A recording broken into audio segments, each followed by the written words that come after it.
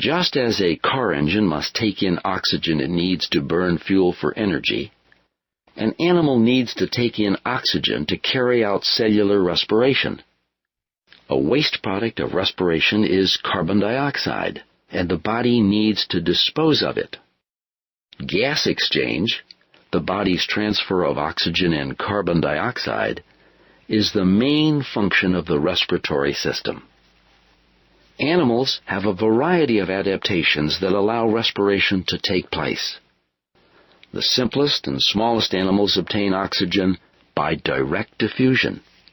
Other invertebrates, such as earthworms, may breathe through their skin, directly diffusing oxygen and carbon dioxide through a network of blood vessels. Or they may exchange gases through a system of tracheae, as in insects. Specialized respiratory organs appear in more complex organisms. Water-dwelling animals exchange gases through gills. Land-dwelling animals have lungs for gas exchange. Close examination of the human respiratory system reveals that the lungs contain tiny sacs called alveoli.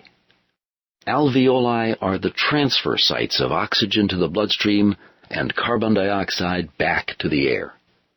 Gas exchange is made possible by differences in the partial pressures of oxygen and carbon dioxide in the blood and in the air. If the partial pressure of a gas in air is higher than the partial pressure of the dissolved gas, the gas will diffuse from the air to the liquid. The transport of oxygen is facilitated by hemoglobin, a protein-iron complex that associates with oxygen.